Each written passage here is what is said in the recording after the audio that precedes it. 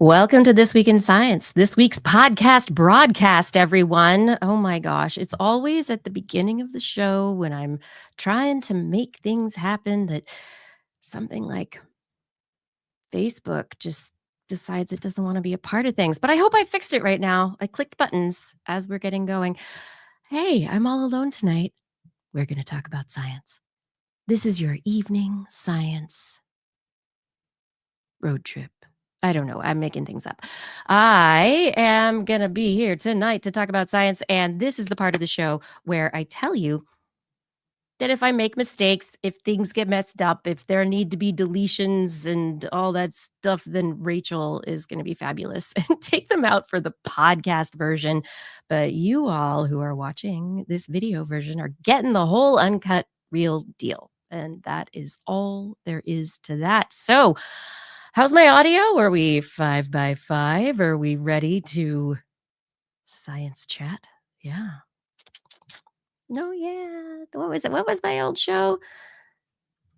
Dr. Kiki Science Hour. And then I also had the science chat.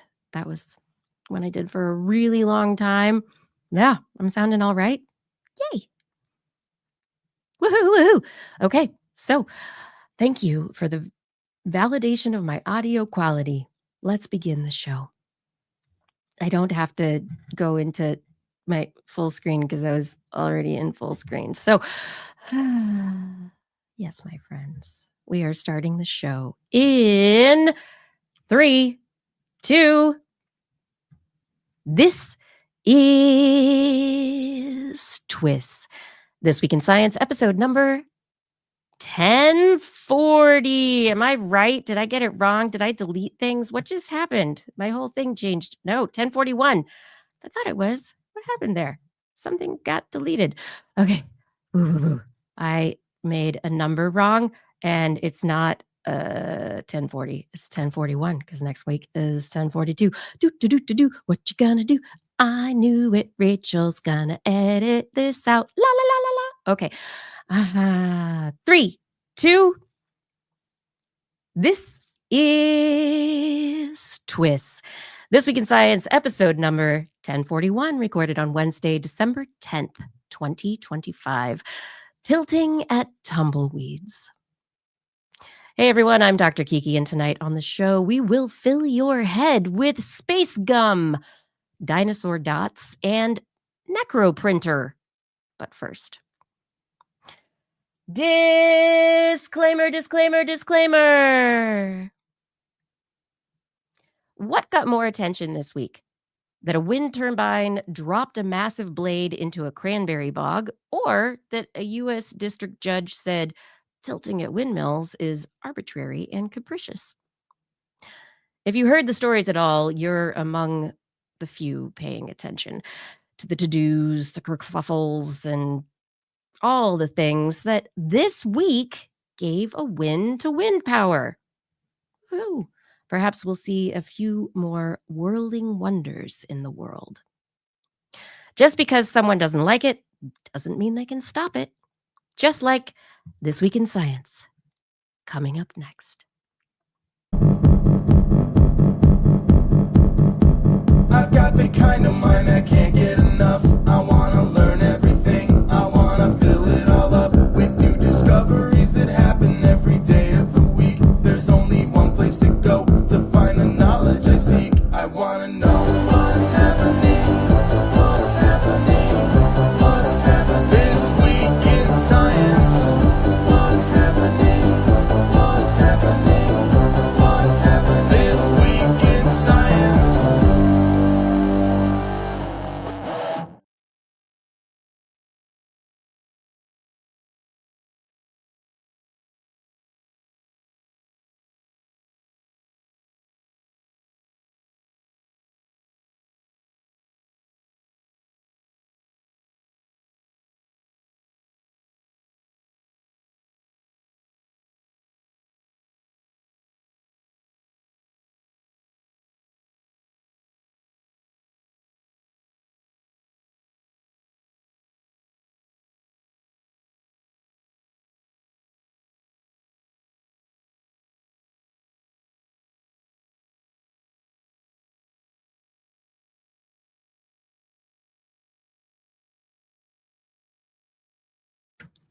Thank you. Oh my gosh. I did that. I clicked a button.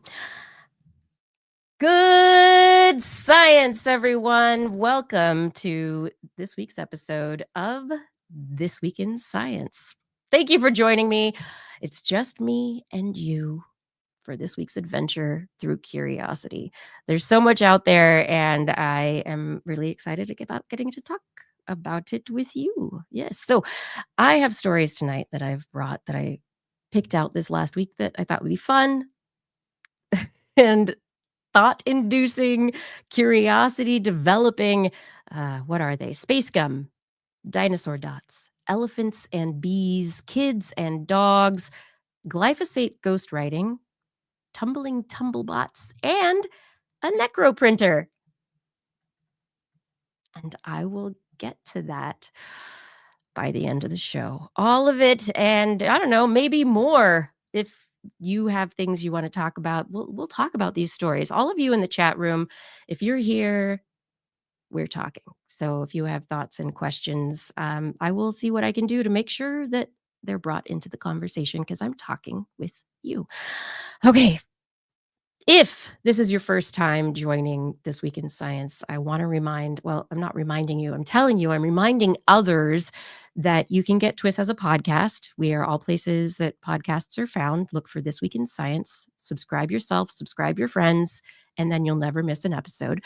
Also, we are weekly on YouTube, Twitch, and Facebook, 8 p.m.-ish Pacific time. And those episodes are there. You can join live. You can watch them later. It's so much fun. But twis.org is the website where you can go to find out about the latest episodes, find out show notes, get links to our Zazzle store, our Patreon, and find out about every episode. So if you haven't subscribed yet, you can go to twis.org, get what you need from the latest episode, and then hopefully we'll find you in one of our live shows or as a subscriber later. All right, everybody. Bump.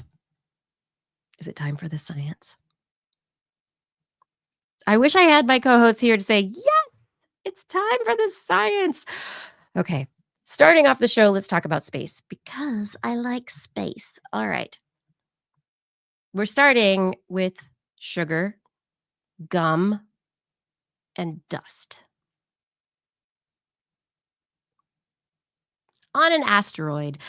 Yes, NASA's OSIRIS-REx spacecraft went into space to the asteroid Bennu. It was a sample return mission. It grabbed bits of the little asteroid that could, brought them back, and we have been looking at these samples, the pristine samples. They're going through trouble to say that they're pristine. Are there questions?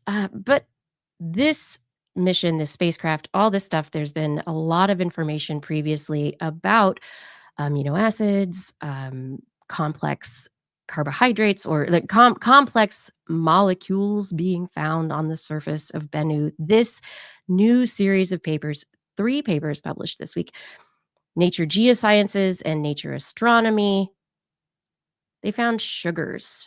So I'm going to say sugars, gum, and a lot of dust. So, right?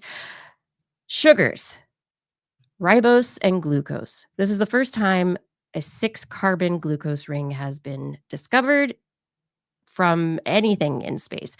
So this, yes, Paul Disney, a sweet story, is telling us that we've got ribose and glucose on this asteroid. It hasn't been broken down. It's there. It's extraterrestrial in nature. Asteroids and comets were around. This Bennu was around in the early solar system. So what we're seeing on the surface of Bennu is potentially a time capsule from the very early solar system, indicating that ribose, which is an ingredient in ribonucleic acid, RNA, was present.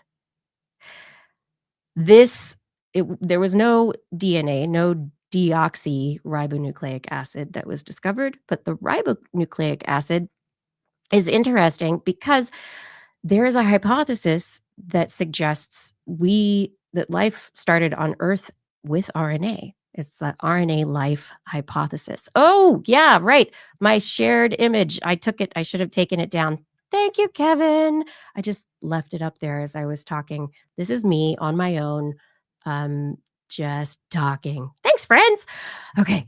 But anyway, this wonderful study that has been published in Nature Geoscience, the researchers from Japan have been able to suggest that, okay, we've got all 5 nucleobases, phosphates. These were already found in samples from Bennu. So all of the ingredients necessary to form DNA and RNA, now ribose, which is also part of RNA and DNA.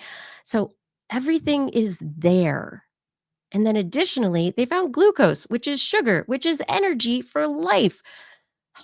None of it broken down, nothing indicates life on Bennu whatsoever at all. But if all of these molecules, these components were hanging around and have been hanging around since the very, very early universe, it just bolsters support for how life got its start here on Earth. That it's not a surprise, that it's been there all along. All of the chemical reactions possible were there. So anyway, yeah. But who dropped their gum on Bennu? No, I'm kidding. It's not chewing gum. It's a polymer gum. So a sticky gum-like substance that has come from interactions between carbomer and nitrogen and oxygen and years of chaotic chemical reactions. These researchers were able to discover this um, these sheets of this molecule that they say looks as though it, and this was I think electron micrograph imaging, but they were able to confirm that this substance would have been kind of sticky and pliable and not a hard rock-like substance. I mean, it's in space now. So it suggests that these interesting polymers and chemical reactions have been taking place on the surface of Bennu for a very long time. And why? Why? How? What's going on there? Anyway, the researchers are excited because this has never been seen before. They say that they see the same kinds of chemical groups that occur in polyurethane on Earth. And so they're suggesting this is their quote, making this material from Bennu something akin to a space plastic. But it's not like an orderly plastic, it's random.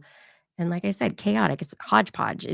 There's lots of elements and composition. It's just particle to particle. And so it has an interesting nature that hasn't been seen before. This is the first time we've seen uh, this composition, this component. And so is it going to be on other asteroids? We don't know. How might it have impacted the formation of life? We've been talking about the RNA life hypothesis. There's another hypothesis suggesting that life got its start within little tiny clay formed bubbles where there were little holes in clay, and the clay basically formed the outer edge of a cell. So there was no cell membrane, but the clay basically held solvent and components like ribose and all this stuff and allowed chemical reactions to take place.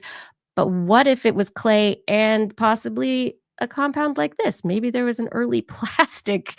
Maybe plastic life, it really is where we came from. I don't know. Paul Disney, no, unless it's plastic boogers and dust. And oh my gosh, you made me sneeze. Okay, anyway, Bennu might make people allergic just like me. Okay, Nature Astronomy and Nguyen of NASA's Johnson Space Center in Houston, they looked at pre-solar grains and they found these rock types and tried to figure a bunch of stuff out. But anyway, they had 6 times the amount of supernova dust than any other studied astromaterial. And so they think that the parent body of Bennu, that Bennu came from, it might have come from a part of the protoplanetary disk that was enriched with the dust of dying stars. It's really cool. So, lots of dust, sugar, weird gum, and new insights about the beginnings of our solar system, and additionally, the uh, like potential for chemical reactions that could have led to the chemical reactions upon which life depends. Um, all this stuff found on Bennu. Where else is it? This is so exciting. It's pretty cool. Anyway, I think it's very interesting that we have these sugars that are I don't know. It's pretty sweet. Bennu's pretty sweet. These sugars being present, especially the glucose is interesting as well, because if glucose is just there for whatever reason, how, you know, it's available, chemically available. Glucose has a ton of energy. We know that biochemistry is like based on so much glucose metabolism. Um, I don't know. I think it is a fascinating glucose being there, ribose being there. We had the potential to support RNA life hypothesis, and then glucose supporting further development of protein synthesis, other aspects of life. It's all pretty cool. Yeah. Go Bennu! Woohoo! Yay, science. I love it so much. This is one of those fun stories. So let's take us away from rock candy, space rock, into the old, old world of Earth. Yeah. Researchers decided to take a look at dinosaur parts. They were looking at melanosomes, or these cells within skin that contain melanin for coloration. And within the scales and the skin surface, that the hardened skin surface of lots of creatures, we know that the melanosomes can lead to some really interesting coloration. And we know by looking at reptiles, at birds, at all sorts of organisms that are living now, that we can look at what's present in the cells and in the structures that we look at when we go, oh, that's a pretty bird with those pretty colors and the feathers. Oh, it's nice. We look at that and see iridescence or whatever, but when you look close at the components, there are very specific structures that lead to the coloration. They contain melanin, there are others that lead to, like I said, iridescence, other things. It's so very neat. So these researchers, they looked at fossilized dinosaur skin because, of course, that's what you want to do. Of course it is. So the Diplodocus dinosaurs, they never knew the scientists were coming. The researchers were looking at old samples of the fossil skin. These originate from juvenile diplodocids, and it's from the Mother's Day quarry of the Morrison Formation in Montana. They used scanning electron microscopy to look at the epidermal layers, and they were able to see two fossilized layers in the scales, and they had differences in their structure and their carbon density. There were microbodies in these epidermic layers, two of them, where historically looking at fossilized dinosaur scales, they've seen like one. They're like, oh, look, it is this particular oblong-shaped thing that we think contained melanin. We call them melanosomes. And so this is where you have a shape of a thing. It's within a certain nanometer range that probably refracts or reflects light within a particular nanometer range. And it's like, oh, you can imagine what a dinosaur would potentially look like. The second disc is like platelets, or it's flat, and they think that it's or they say it's reminiscent, this is from their abstract, reminiscent of platelet melanosomes, but it's smaller. Platelet melanosomes have function in iridescence, in various aspects of, you know, making animals that we know today have different colors than just green, gray, or brown. So these different structures lead to different colorization in living extant organisms. And so they're looking at it and saying, what could they be leading to, and how could they be representing um, representing actual coloration in these animals? So I'm scrolling right now. There is a great image that I'm going to share. It's big. I'm going to scroll through this. But this image, they've done an overlay of the width of the structures in different width and length in nanometers of these structures in different organisms that we know the colors of. And so they've got the width and length of structures in living organisms that we know to be iridescent. Okay, the width and length of the structures they found in the Diplodocus skin samples do not they don't fit in that. So these structures unfortunately do not mean that we had iridescent juvenile Diplodocus dinosaurs, unfortunately. Oh my gosh.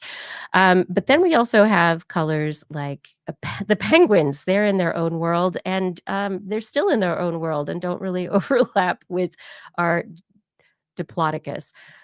We also have black and brown and gray. And from what we can see, these kind of platelet melanosomes fit not quite in the brown and black and gray for some of the organisms, and they do for others. And so the samples, what they're suggesting is that maybe we had freckles. Maybe we had speckles. Maybe the juvenile dinosaurs weren't just a solid gray or brown like the little figurines of dinosaurs that you buy for like 10 cents each. Maybe, perhaps, they had more intricate coloration where there was speckling. So lights and darks, browns, grays, and some mixing of in between. So potentially, our and this is just Diplodocus, which are part of the sauropods of the dinosaurs, and maybe there's more, right? So these studies looking at fossilized skin could give us a real understanding, maybe even of the differences between juvenile and adult organisms, right? So these juveniles were speckled, but did they go into different coloration as adults, more consistent colorization? Or were there different colors more predominant in different areas of the body?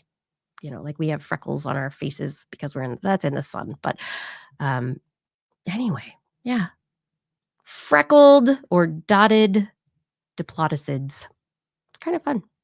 That is in the Royal Society Open Science this month. If you're interested, you can take a look at it because it's open access, which is pretty awesome.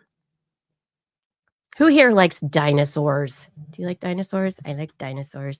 I like dinosaurs. I also like elephants. Elephants are very wonderful.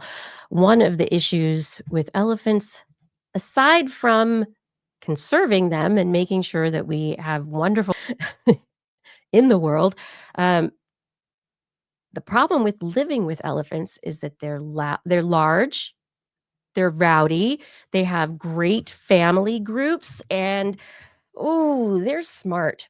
So when they see that farmers are farming, irrigating. They're like, "Ooh, easy access to water. Thank you. Ooh, easy access to high nutrient food. Thank you." So farmers and elephants have been at an impasse in Africa for years. Now, different countries in Africa have been using different mechanisms to be able to keep elephants away from these rural farming, these family farms, these places where these things are. One study by the researchers that this study that I'm going to talk about in a second are by they used flashing lights to keep elephants away. I mean, really, flashing lights are only going to keep away everything except for ravers and airplanes. The researchers who did this new study, which just came out in, I think it's the Pachyderm Journal, is where it has been published. Um, this study looks at elephants in Botswana specifically, which I think is kind of fun. Anyway, the elephants in Botswana, the people in Botswana are having issues with these wonderful elephants because, of course, they're coming and they want to eat the food and they want to use the water and they're trying to take advantage of the resources. How do you keep the elephants away? Well, one of the other mechanisms that had been tried in Kenya and some other places is using African bees, or at least the sound of African bees to keep elephants away. And so the researchers were like, "Hey, maybe what worked in Kenya will work here in Botswana." And so they're like, "We don't actually have bees to use to try and keep the elephants away, so we're gonna use recordings of bees." Bzzz. So they recorded hives of African bees and played the recordings at the edges of these different, farm areas, or played them, near these elephants and the family groups to see how the elephants would respond. Kenyan elephants did not like bees. They went away, they did not approach. They're like, "Bees? No." And none of them. Like, it was massively successful across the board, easy way to keep elephants away from your farm was using the sound of African bees. Botswanan elephants, however, it was a mixed bag. Some families they did not like bees and they decided they had to leave and they were not interested. However, others did not care. They had no care for the bees. What is that? I don't and these are not deaf elephants. These elephants are very abled hearing. Anyway, the elephants didn't care about the Botswanan bees. And so this is actually a story less about how the bees weren't a repulsing factor to elephants, but more the questions that came to the researchers as they kept going. And the questions that came to the researchers were, why aren't they afraid of the bees? Why don't they not like the bees? Nobody likes African bees. African bees can be mean. It has to do with how many bees are in Botswana. So in Botswana, there is an issue with the prevalence of bees and bee colonies. And so potentially the elephants and many of these family groups of elephants have never had a problem with bees before. Whereas perhaps in Kenya, where the majority of elephants did not like bees, they've all had negative experiences with the bees.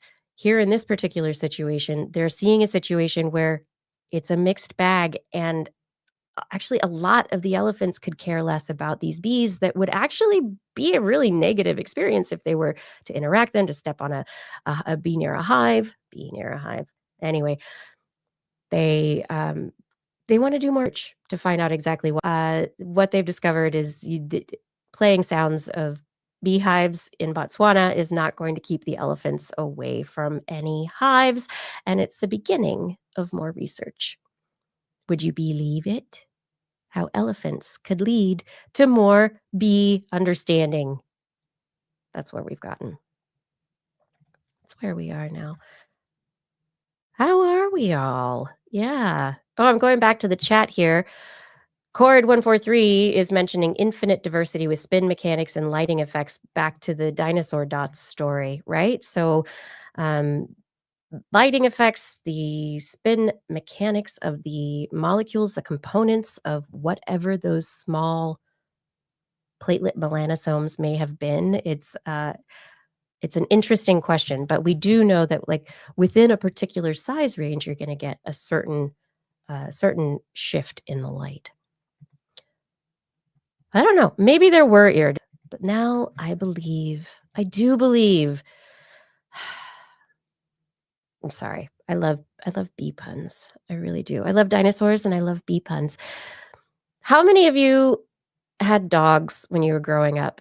Here in the US, there is this stereotypical kind of nostalgia story that is oh, if you are growing up, it's the man and his dog, the boy and his dog growing up together, and, the good feelings that having a dog when you're growing up is going to lead to a good person.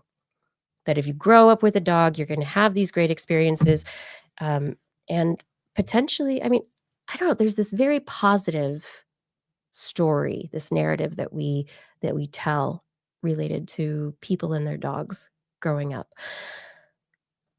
But what if it were more than the dog that led to the person being mentally healthy and capable in life? What if it were not just the dog, but the dog's microbiome? So, understanding that dogs alter the and humans have a Kevin Reardon, I like gerbils. Okay, fine. Well, you have gerbil microbiome. Anyway, the researchers publishing in iScience this last week their study of adolescents and dogs. They looked at the microbiome of dog-owning adolescents. These are teenage cohort participants, about 345 individuals who were a part of this. And they found that dog-owning adolescents, those teens with dogs, had better psychological scores for mental health.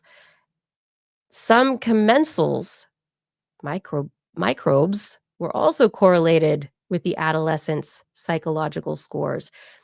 And they went, huh, maybe it isn't just the dogs that are good. I mean, maybe it's just the kids. Maybe it's just the kids and just the situation. Who knows? But we have this correlation. So let's look at this. So they swiped germ free mice with the microbes of dog owning adolescents. They took mice who did not have any microbes and were living their lives doing whatever it is that germ free mice do in a cage. And then they didn't just give them adolescent child dog microbes, they also put them in a cage with another mouse, a trapped cage mate who was experiencing distress. The germ-free mice tend to approach those trapped cage mates less often when they're germ-free. Mice treated with dog-owning adolescent microbiomes, they approached their distressed cage mates more often. So we have a relationship between the microbes from the dogs and pro-social behavior of mice that is also, correlated to happier, mentally healthy adolescents. And then they were like, "What's involved?" And they did pin it down to streptococcus bacteria, particular group of bacteria within the microbiome, which is actually pretty interesting. They haven't gone, super deep yet, but this is a very interesting question because we know that on our skin, within us, that they release compounds that can initiate chemical activity, that can initiate, they help our guts. It's not just that there's microbes there digesting things, it's that there are metabolites there that help for beneficial bacteria. A lot of times they're releasing things that our body can use. So that's really great. So is this a particular group of bacteria that is releasing something that leads to the body releasing more happy making uh, compounds, or is it something that's different? What is happening? Can we wipe the microbiome of dog owning happy adolescents on people and see a difference. No, I don't think we can, but this is where that research is going. Are there aspects to this interaction that we can use in a targeted fashion moving forward?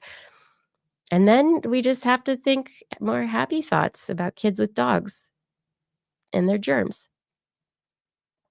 Yep. Hi, dogs. What's going on? Yes, adolescents who own dogs are happier, not just because of the dogs, because of their germs. What if you changed the germs on the dogs? I think that's another question. I think that's another question. Anyway, we have some interesting work here, researchers pulling out the threads of understanding of our world. Kevin Reardon is saying way too many variables, but that's the point of breaking it down into scientific study. If you can control variables, if you can vary certain variables, right? Variables are the things you vary. Um, and you know what you're doing, how you're doing it, and what's not being changed, then you can get a better, fuller picture of how it all works. I don't know. Maybe someday we'll have dog germ antidepressants. I don't know. Is it because the kids and the dogs are out running in the dirt, going for walks? The dogs are like, is it because of outside? Or is it, specifically that microbiome? Is it specifically, this is dog to kid to happy? Yeah, there's work that needs to take place.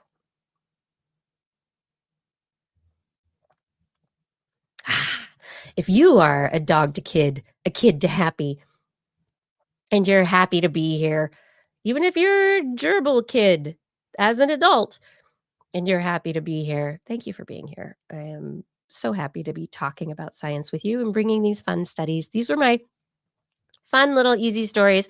The next bit is going to be a bit more conversation, maybe some horror. I don't know. It's the holidays. I don't think we could do horrible stuff. This is This Week in Science. If you are just tuning in, thank you for joining us for this episode. Please tell your friends about This Week in Science. Share the links to TWIS. Get your friends to subscribe. The more people are learning about science, learning how to be curious and expand their understanding of the world and how science helps us understand the world and also innovate within it for society, the better we're going to be all together now. It's going to be good. Head over to twist.org. You can click on the latest episode for show notes and to listen to the episode after Rachel posts it tomorrow or as soon as she can. Additionally, we have our Patreon link and our Zazzle link if you're interested in helping support this show.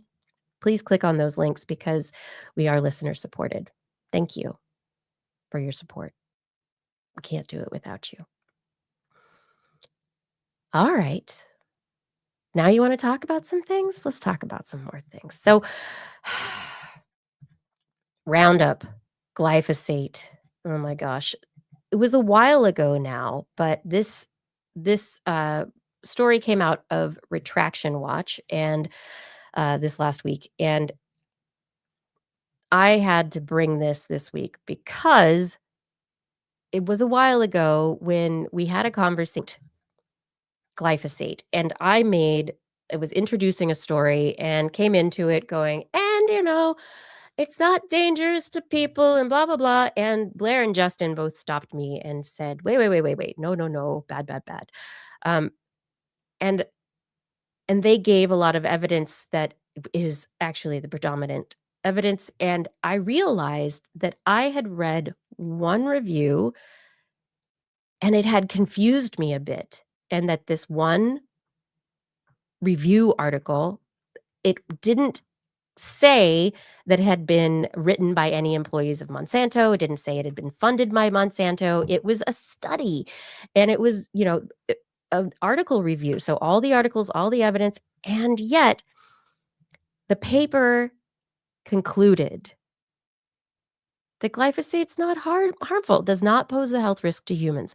And I read that story, and because I couldn't see the evidence of interaction with Monsanto, cherry picking the data. I didn't see the things, and it made me confused, and I was like, "Well, maybe it's not terrible." I don't I the international health groups have already said no, right? So the International Agency for Research on Cancer, part of the World Health Organization, in 2015 declared glyphosate possibly carcinogenic, and I knew that, but this paper came out and it muddied the water for me.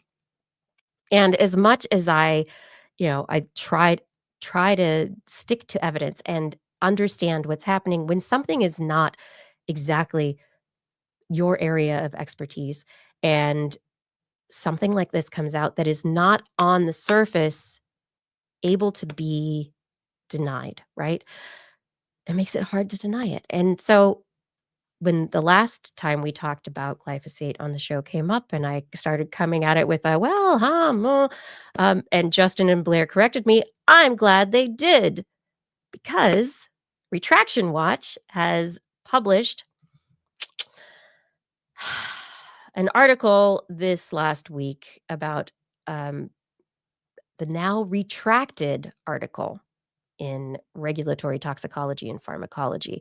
It's an old article. This has been going on, this communication of evidence and and disinformation campaign of evidence has been going on for decades. The paper's been cited 614 times. However, there's some great research by Naomi Oreskes, Alexander Korov, and others, and they've published their findings. They published them in Environmental Science and Policy. They wrote to the editors of Regulatory Toxicology and Pharmacology. They wrote editorials describing the work in Science and also Undark. And the paper has finally, 25 years later, been retracted. The notice of retraction is more than 1,000 words long. The editors detail several critical issues that are considered to undermine the academic integrity of this article and its conclusions, such as the apparent contributions of Monsanto employees as co-writers to this article without acknowledgement as co-authors. There were also unpublished studies from Monsanto used in the analysis for this paper. So it's a review, a meta-analysis that relied on papers that nobody else could see. They're Monsanto papers, they're internal, unpublished. Anyway, these were the reliance for the conclusions that glyphosate exposure did not cause cancer. And so they did say this necessitates this retraction to preserve the scientific integrity of the journal 25 years later. Apparently, Naomi Oreskes and Korov in their analysis found evidence of emails between individuals within Monsanto and uh, and and the writing group, and they found that there were these emails in which one individual proposed, I'm quoting from Retraction Watch right now, proposed keeping the cost down to produce a scientific paper with outside scientists, quote, by us doing the writing and they would just edit and sign their names, so to speak. Recall that is how we handled William Crow's and Monroe 2000. And there are links to these documents in Retraction Watch. Full of glyphosate is for getting rid of so many weeds in your garden. Exposure to glyphosate is it's not safe, and this paper apparently this was ghostwritten by Monsanto employees using unpublished Monsanto evidence, and this paper was among the 0.1% of most cited articles on glyphosate. Hence my confusion, hence others' confusion. And so this, as Korov and Oreskes say this is not going to erase 25 years of influence, but it's time to say that fraudulent authorship is unacceptable. So, 0.1% of most cited articles. But this is a mea culpa for myself, and I honestly think it's very important for all of us to understand that we don't, you know, we don't know everything. There's experts in the field who are doing the work, and they know the field so much more deeply than we do. So, misinformation, if I caused misinformation because I shared an incorrect view based on the study I read and how it shifted my views, I'm sorry. And I'm glad Justin and Blair took me to task. And actually, I think a lot of you in the chat room did as well. But it's part of the responsibility of scientific publications to take ownership of the mistakes in publishing that they have made. So this, I believe, is good, but it's like a correction in a newspaper or in a magazine. It's good to correct it. It maintains your credibility. People can look back at it. It's on the record, but at the same time, it doesn't have the same impact as that initial publication. So this is still going to be in people's heads, and unless it shifts from the citation index of papers, it'll still kind of be out there. So I think this is something that's part of our information awareness, that we need to be aware of these things, and we need to triangulate and really work together to ensure that we understand and have the broadest understanding of these issues possible. Anyway, I don't know. I hope everyone stays safe when they're getting rid of the weeds in the spring. Right now it's winter, so everything's gonna, at least in the northern hemisphere, and everything's going to be dead soon. It's almost the solstice. Oh my gosh. Speaking of dead things, how many of you have run across tumbleweeds when driving down American freeways? The middle of nowhere, suddenly massive tumbleweeds blowing across the road in front of you, almost as dangerous to play as Frogger, right? Well, some researchers, I think this is the interesting way this study goes. Some researchers published in Nature Communications their study that's inspired by tumbleweeds.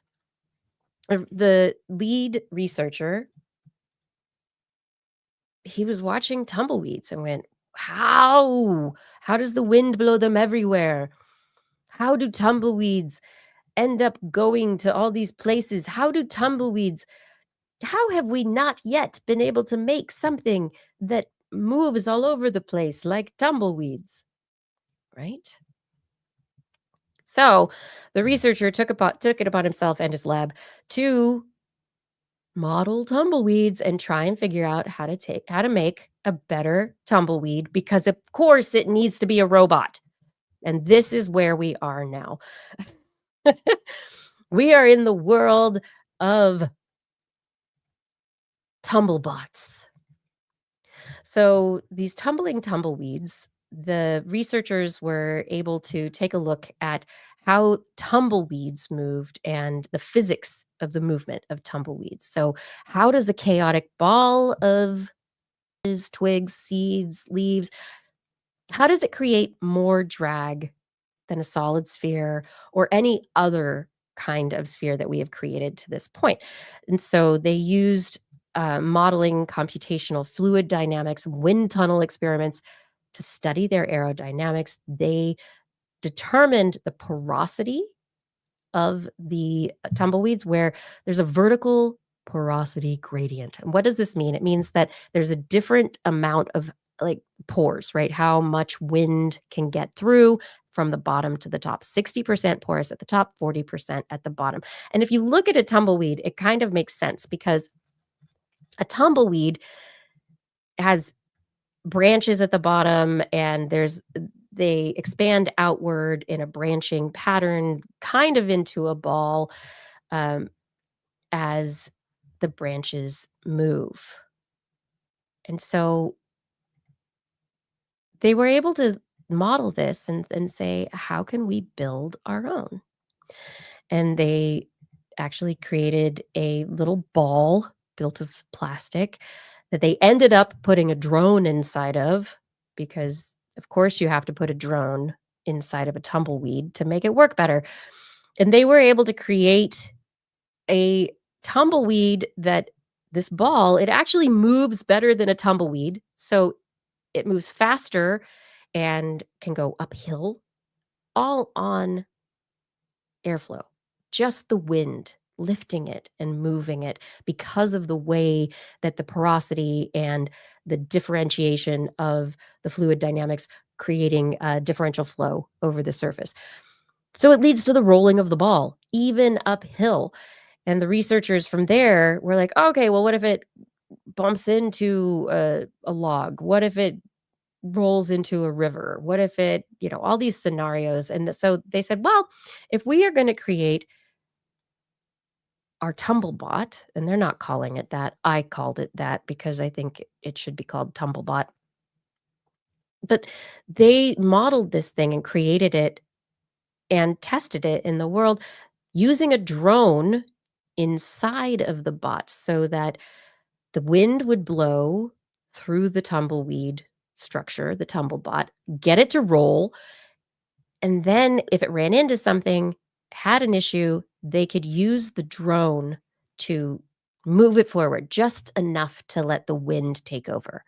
In some situations, they could create enough lift so that the tumbleweed would fly, which is different from normal tumbleweeds, except in a hurricane, right? Um, but the tumbleweed with the drone inside could take lift and take wing and get to the air. So it's an interesting situation where we could potentially be using this new design to what they're suggesting. They don't have autonomous control yet. So this is remote controlled drone inside of a tumbleweed. If they could make it autonomous, initiate swarm cognition, so where there's a bunch of tumbleweeds and they talk to each other and are able to move through an area based on where they all are and what's going on in the environment.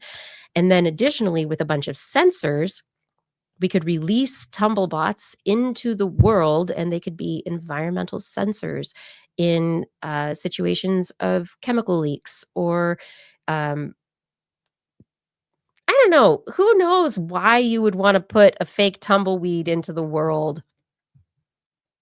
Who knows why you want to do that? But um, that's what there are lots of reasons that an engineer would want to put a tumbleweed into the world. But why not? I mean, we put cameras on cats. We have drone imaging of, all sorts of landscapes. But what about a tumbleweed's perspective?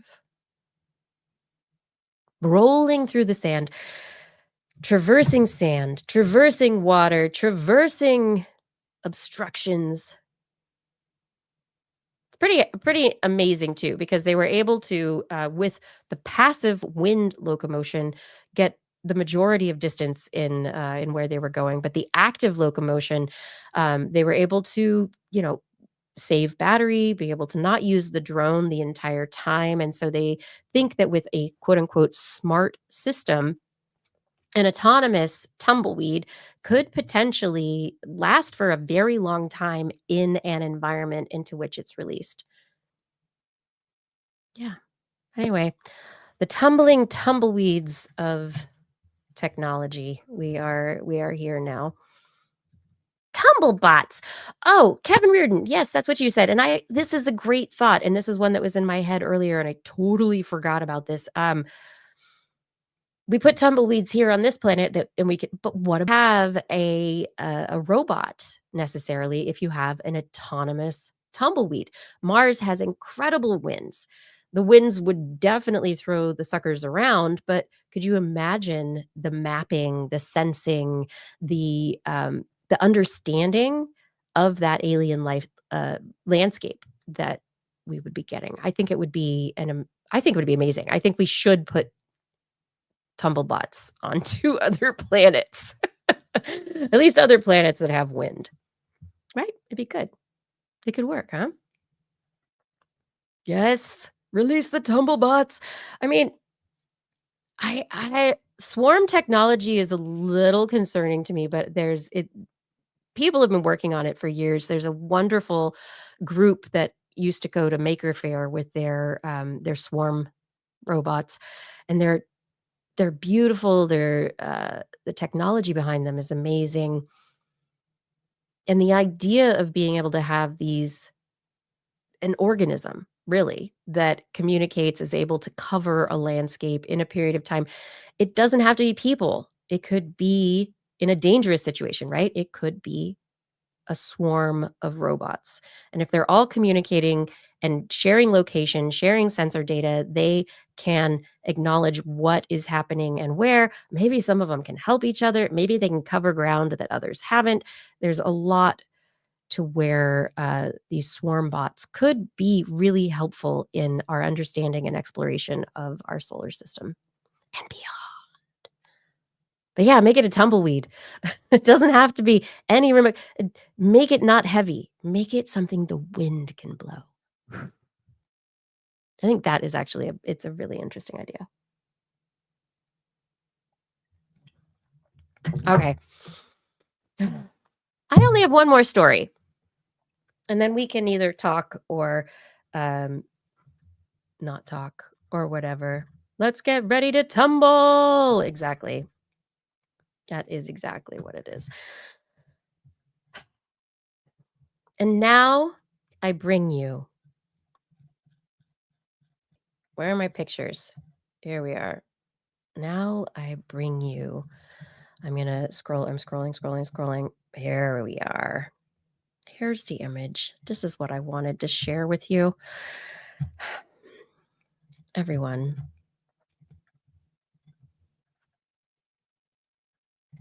I give you 3D necroprinting. What? What's necroprinting? What? Okay. So we've talked about some of the necroengineering that has been done using spiders, spider legs, other insect organisms or biological morphologies or structures um, and forms that could be useful in engineering. So this group published in Science this last week their work on using a mosquito proboscis to make a necroprinter. So they were inspired by the idea of necro design. And so they said, we want to do better 3D printing at nanoscale or micron scale. And what could we use? Let's look around at different proboscises. Yes. Yes. They took a proboscis from a euthanized mosquito and they glued it into their 3D printing setup, which is a very like fine detail, high resolution 3D printing setup. And they were able to use the mosquito proboscis to do some really high resolution work.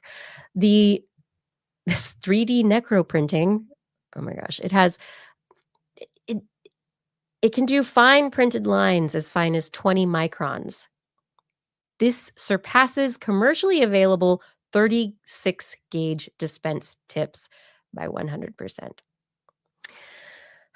It can withstand internal pressures of approximately 60 kilopascals and great fluid extrusion. However, if you have a more pasty 3D printing compound, it's not going to work great because that's be higher pressure and it's not going to come out the little tiny tube as well.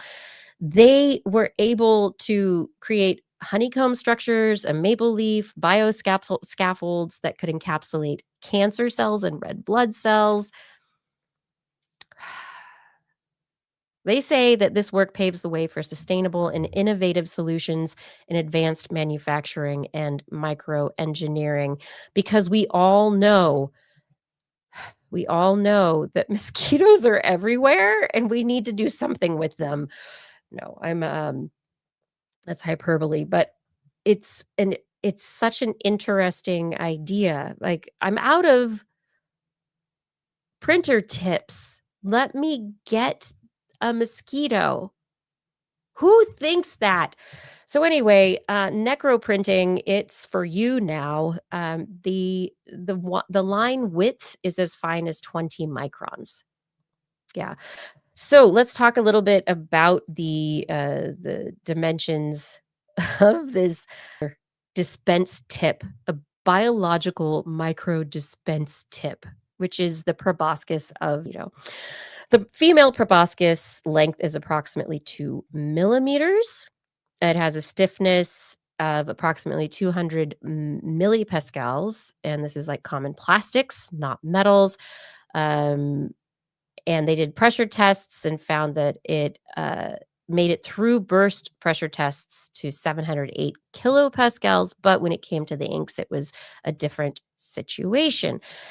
So, with this, let's see, what would the internal diameter be? So, from syringe or needle tip, we have different measurements here.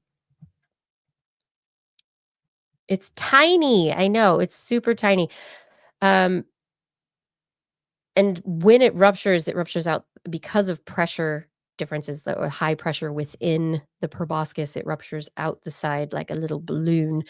But they were able to measure the force that the proboscis were capable of withstanding, and it was significant and capable of withstand of putting up with most materials that we would be using for extrusion. Like, there's a lot that are not, but this was really good.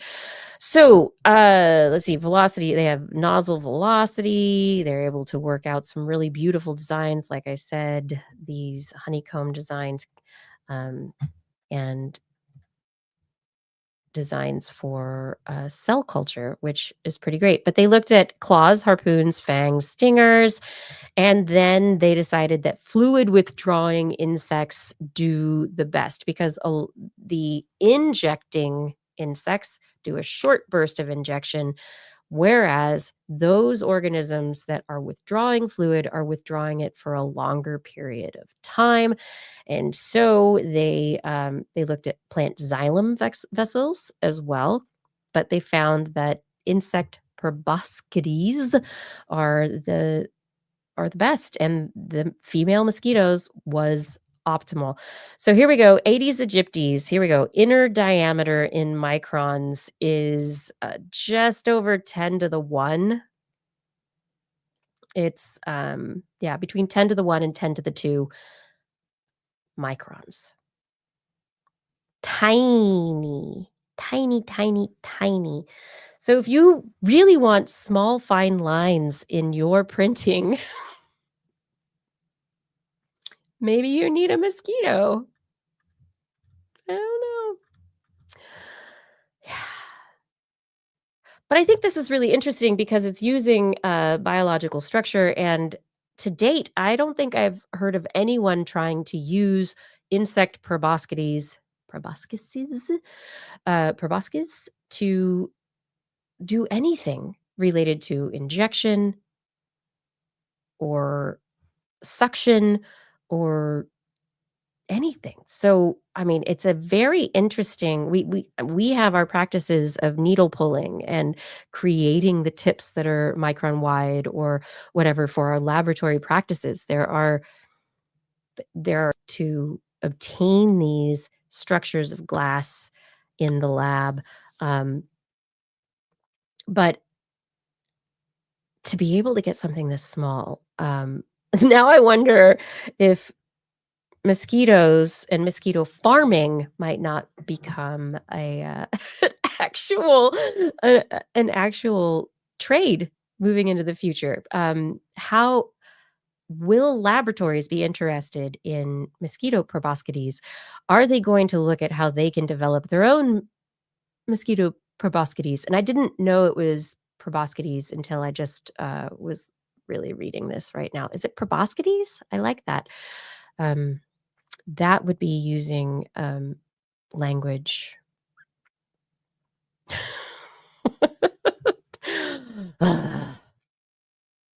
That's my story, though. That's it. So if you were able to get cells or structure, like structural material, compounds to flow from your very, I mean, you have to have a very, very high resolution, non-vibrating 3D printing setup to begin with. You cannot have the one that is in the basement of my house right now. But if that kind of a needle, it's such an interesting idea, and I honestly love the fact that they were like, "Yeah, glued it we glued it to our setup and it worked. We just put it in there and we glued it and it dispensed our printing material in these micron widths, which is amazing. Anyway, necro printer, who knew? Dead insects, they're a thing now for engineers. Necroneers. Oh no, I should not have said that.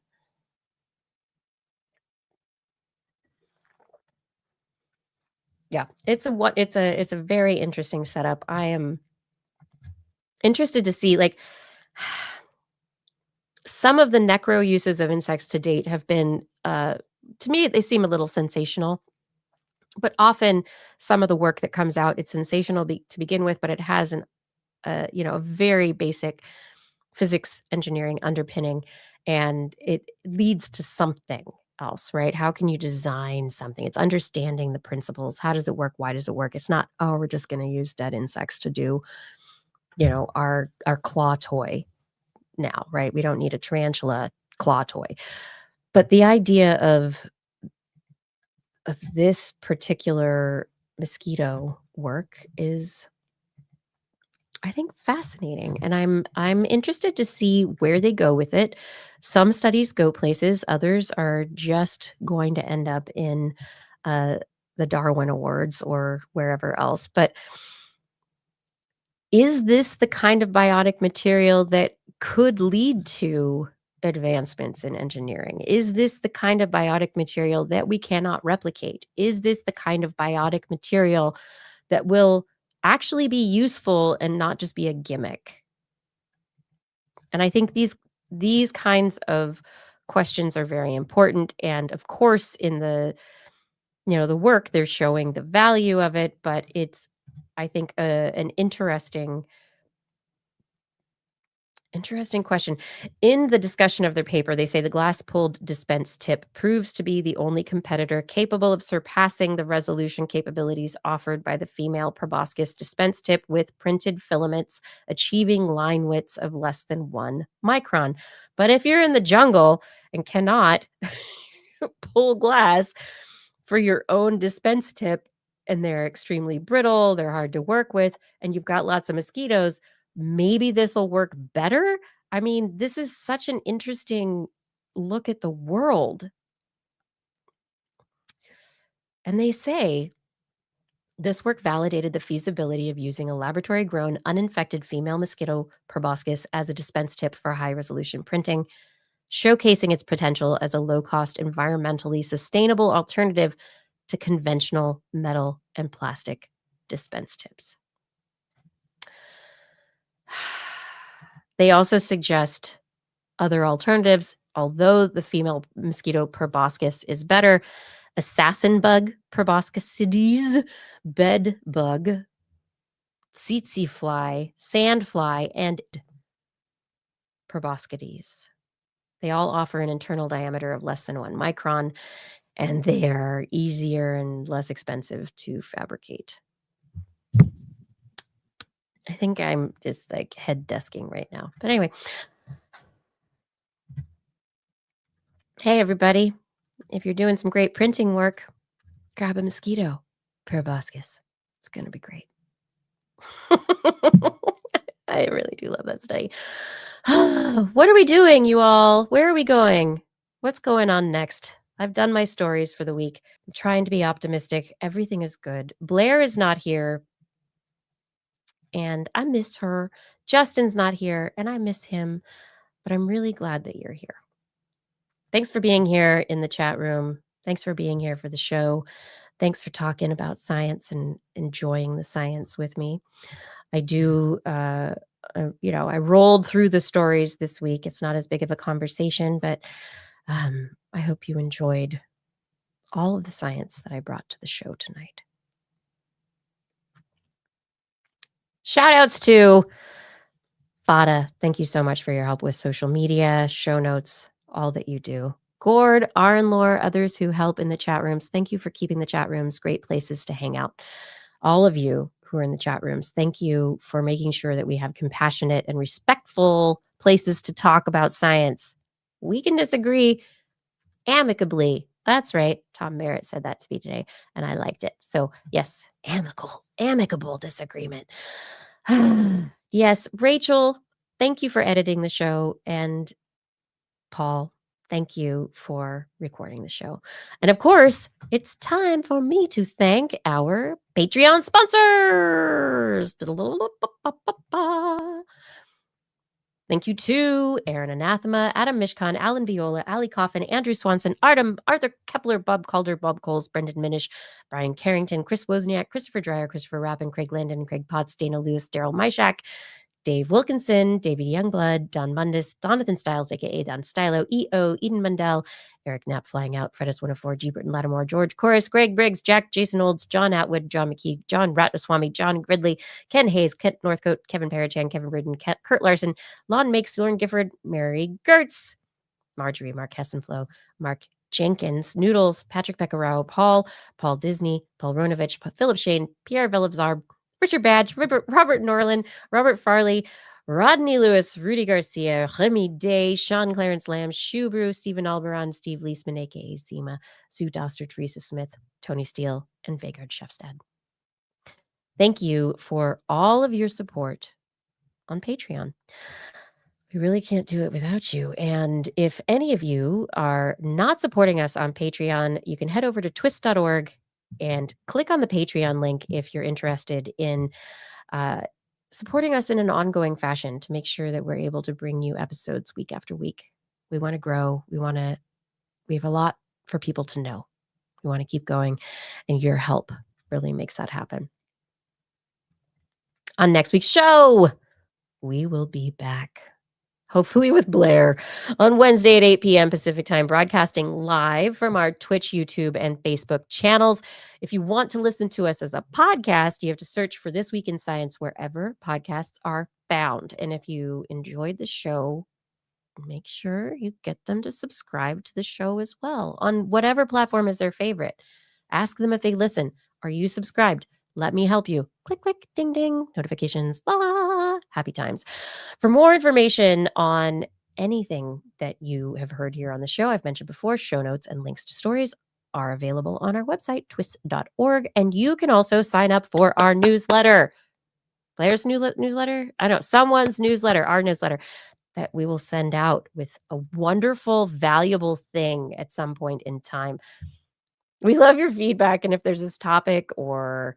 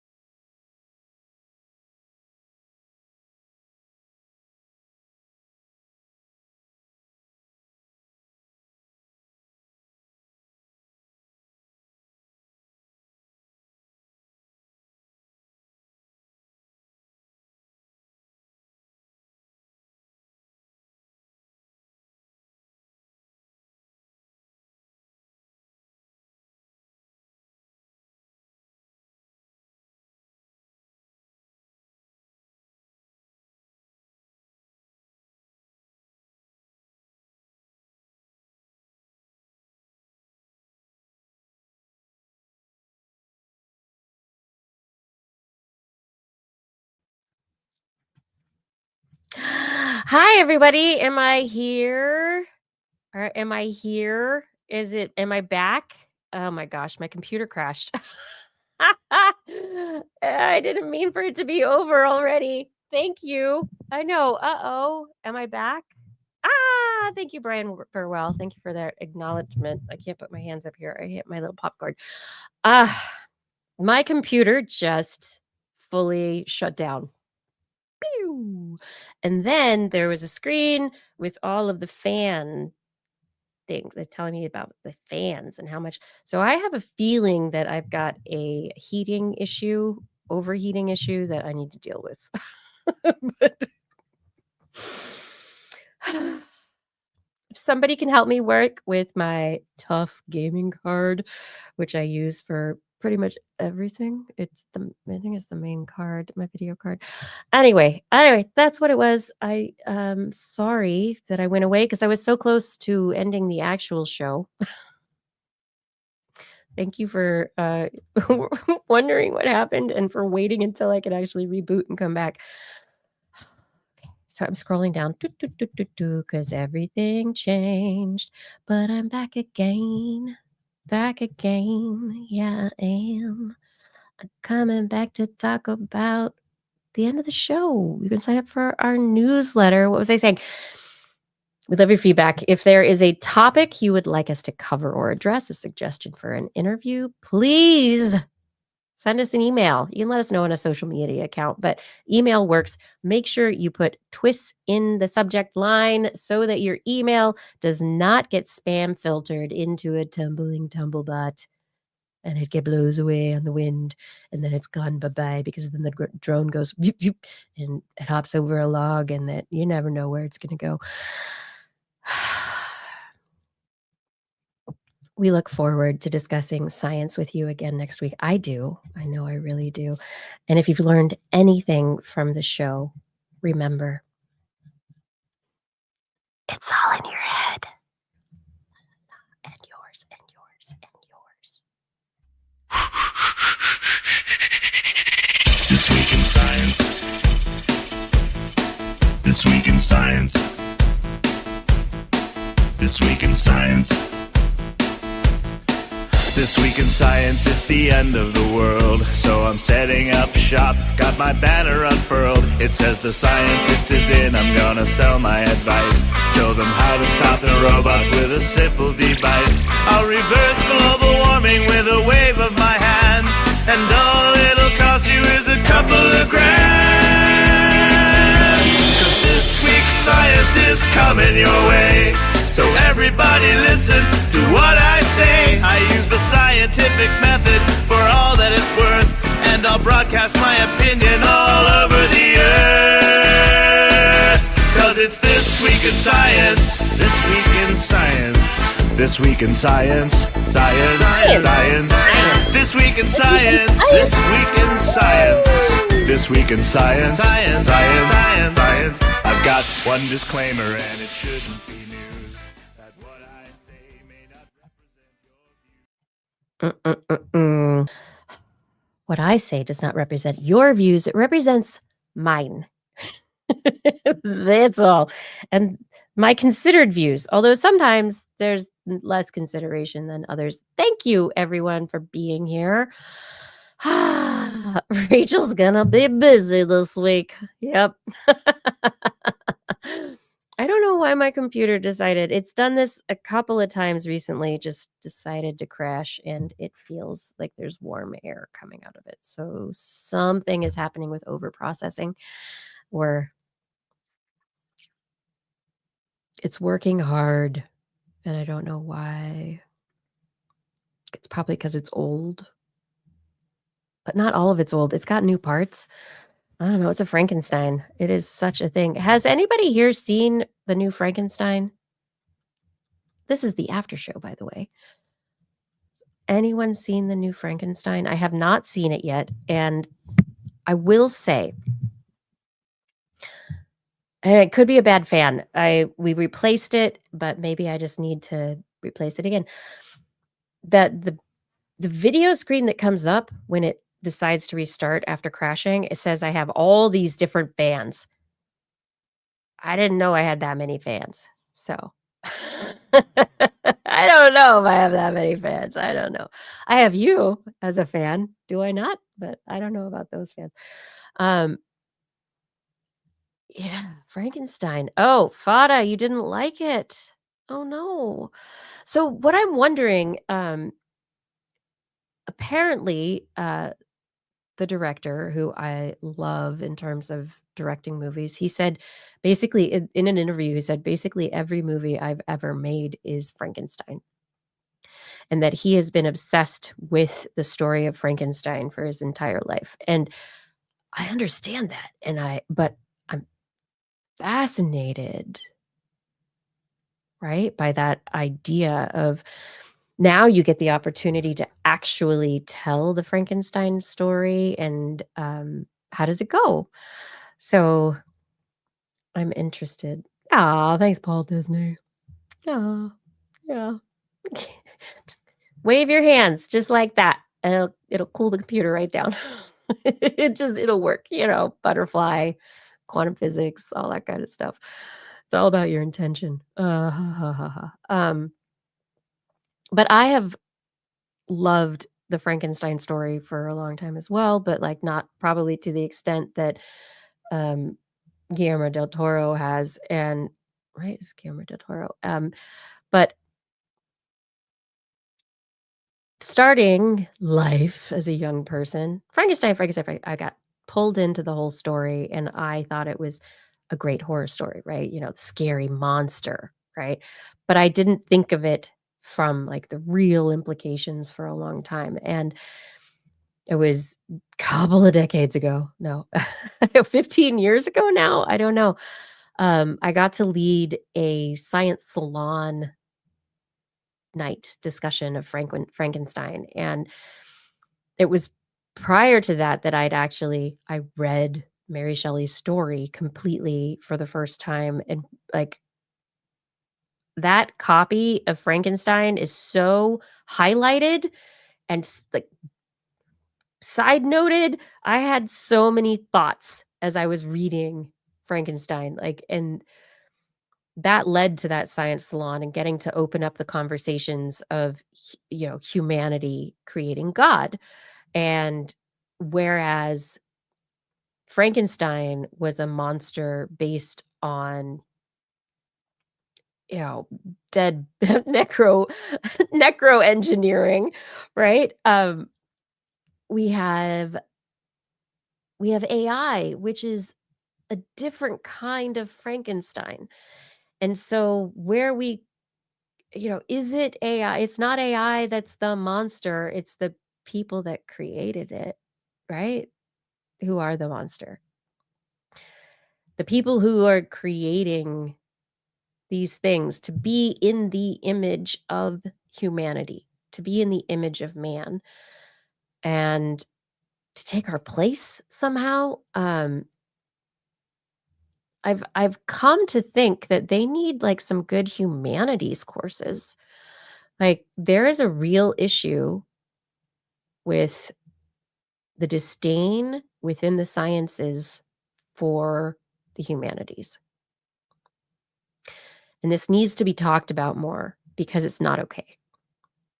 Culturally within science, people within the sciences look down on, oh, those arts majors. And right, communication. Oh my god. Um, there is really, like, it's not okay. Like, there is an elitism to people who get into a science program that I got in because it's so much harder to get into this program. Like, what I'm doing is so much harder. It's a perpetuated internal validation, right? Like, we do math, you don't do math, we do math. But at the same time, where we are now societally within the United States, we are seeing the fact that scientists are not trained in the humanities. They do not understand how to be human. There are lots who are great, and I thank all the people who have been on this show to talk with everybody here. Um, but I think we need to get rid of the Frankensteins. We cannot have any more Frankensteins. We cannot have any more of the lone genius who does not know how to talk to people, who's angry at whatever, and so does work, throws himself into his work, and that is good. Oh, this is my, soapbox for the night. This doesn't go in the podcast. This is just for you who are hanging out still.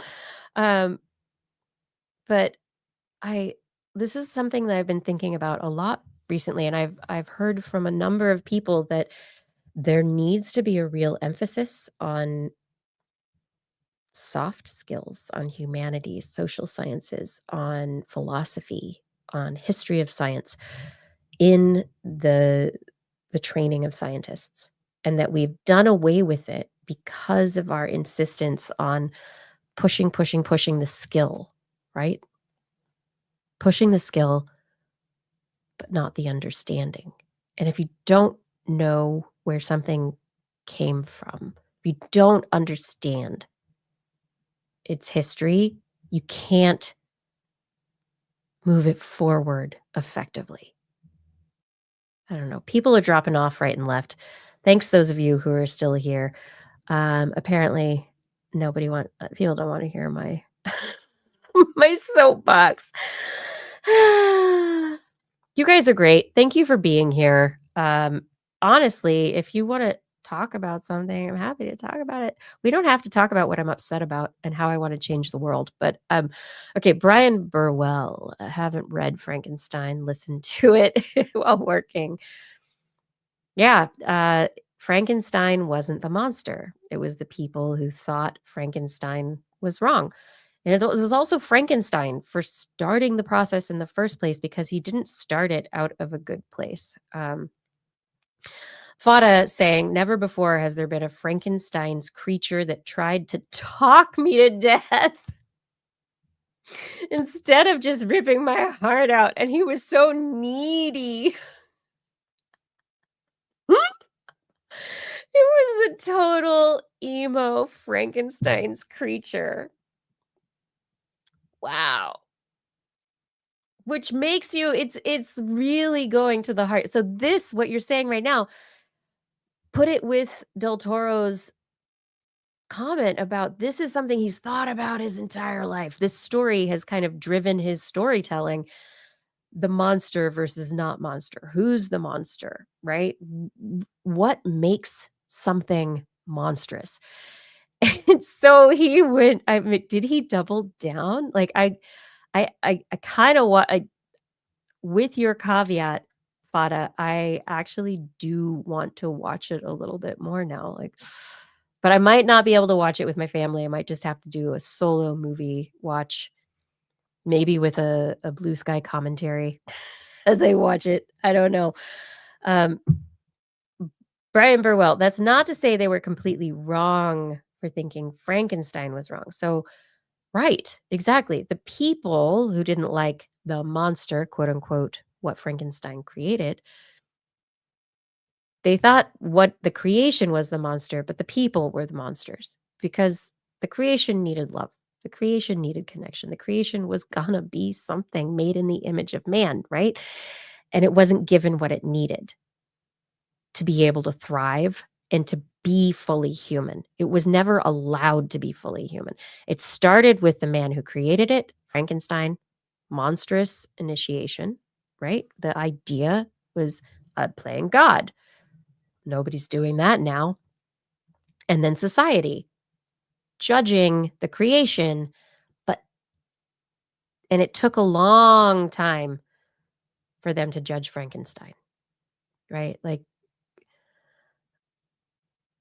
but Frankenstein came to understand he did a bad I don't know, there's so much to that story. I really think, like, in terms of epic stories, Mary Shelley created something that is going to last, and the storytelling's good too, like, it's not one of those, like, really boring old stories that I can't even watch it. it's good. Like, it keeps you riveted. You wanna know what's gonna happen next. But, yeah. Paul Disney, thank you. You're enjoying the soapbox. Other lessons can be learned from Frankenstein and Jurassic Park. Stop doing unethical things just because you can. Right. Right. So technology and availability of energy and resources, they're letting people do things, right? And especially now with like this profit-oriented capitalist society where like venture capital is like, woo, give me money, you build something. We make a little money, we bump it up, we do stock buybacks, we do all this. People made a bunch of money. Look at the market. That has nothing to do with our actual economy. It's a different soapbox. But there's right now we've got people who are going around the side of the ethical work within the scientific community because they are in startups. We've read dystopian fiction about this. We know it could happen. We know this stuff goes on, but the scientific community said, "Hey, let's stop making genetically modified babies." It seems like a bad thing. And yet there are American companies who are incorporating, they're startups still, but they are incorporating in places where it's easier to do what they want to do. They're getting venture capital money, private equity. Like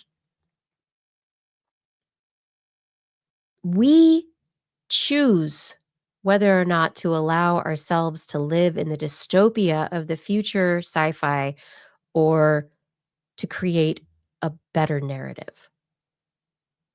We choose. We cannot let people we can't let other people choose for us. I'm tired of that. I'm so tired. But I got lots of energy. I'm great. Everything's good. We're fine. We're gonna keep doing this. We gotta talk about things. Yeah. Fada. Okay. New episode of Down Cemetery Road. You're heading out. Good night, Fada. Thank you. Thank you for everything. What am I gonna watch next, everybody? I've been enjoying Acapulco. I think Acapulco is the best. If you haven't watched it, it is Apple TV, which for some reason never remembers what things I've watched recently or not. It is not personalized anymore at all. Don't know why. What's going on there? Maybe I should talk to Tom Merritt about that one. I don't know. Um, yeah, Acapulco. It's funny, thoughtful. There's beautiful storytelling. It's great script writing, great characters, super enjoying it. It's like a positive thing in the world. There's like a few things that are nitpicky, of course. I can always come up with nitpicky things, but like the overall take home is that it's a good show. And I really like it if you haven't seen it. It is not sci-fi. It's in the 80s in Mexico. And it's great. I really like it. It's in Acapulco. Acapulco. I do not know if I'm gonna watch Frankenstein. I really, really want to, but I'm also so tired of sad and dystopia. What can we do, everybody? How can we fix it and make it better?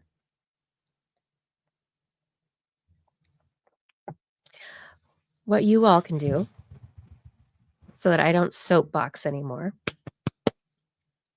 is get on social media and wish Blair and Justin happy birthdays over the next couple days because it's their birthdays. I miss them. I think Blair and I will be back next week. I don't know what we're going to do about our end of year review show. The schedule for Justin doesn't match up with our normal Wednesday thing, so we might have to record that separately. If we do a separate recording, it will be live. It just won't be Wednesday night, but then we would be sure to play it during this Wednesday night time slot so that everybody can watch it when they like to watch it. But yeah, I have some scheduling things to work out. We do our normal things, but the people I do the normal things with are doing other things. So I'm going to keep going with the things. How would you feel about some interviews with people during the day, kind of, not during the normal TWIS hour, but adjacent to science. So information, misinformation, civic science, things related to us existing as humans in the United States. Because I have a few people that I'd like to talk to, but they don't fit within this normal TWIS time spot. And so Paul says yes. Okay. So I've been thinking about scheduling a few extraneous interviews of topics that are related to science. It is the importance of science with society, but it's also the connections of science with society, not the research itself or that development aspect, but more so the conversations related to, how do we ensure that we are supporting what needs to be supported, what we believe in, how what you believe in, right? So each of us have our own set of ethics, morals, um, and how do we ensure that we are supporting those things? Understanding the modern information environment, also talking about new initiatives like civic science, which is something that I was like, of course, this should be a thing. It's civics, people within government, like self-governing civics, taking care of each other, but science also, because that's part of it, because science is part of taking care of each other. So how do scientists talk to people, and then people in communities talk back to the scientists so that civically science is moved forward based on the needs of people? Like there's some really cool things that are out there that I want to talk about. Um, they're just a little adjacent. And I also want to talk more about science communication because I love talking about science itself, but my big focus the last few years has gone more and more towards the actual communication of science and how do we help creators do a better job. There's a PBS News special that came out today. If you're interested in it, was great. It was okay. It was okay. But we talked with influencers and information researchers, talking really about how do we deal with misinformation about science.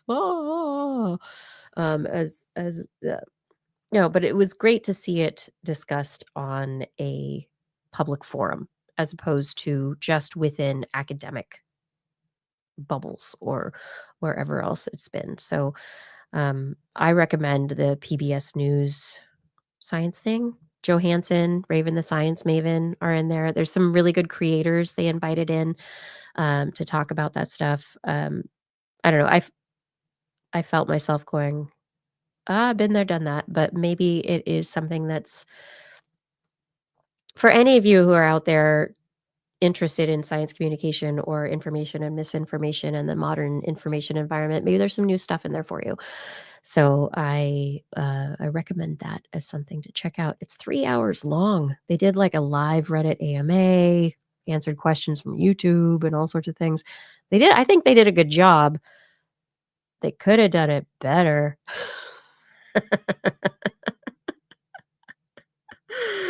I'm such a critic. Oh my gosh. You all are amazing. Yeah, let's watch Zootopia 2. I don't even think I've seen that yet. Okay. You're the best. You all are really the best. I'm going to go. Maybe I'll watch Down Cemetery Road or an episode of Acapulco. Who knows? But we will be back next week. I'll bring Blair back. We're going to make her come back so we can talk about science with you before the holidays. One more week before the holidays really get started. So I'm looking forward to it. And thanks for spending your time with me. I appreciate it. You're the best. This has been This Week in Science. Stay safe, stay healthy, stay curious, and stay lucky. Thank you, the Armando T. I'm going to go get some rest right now. Good night.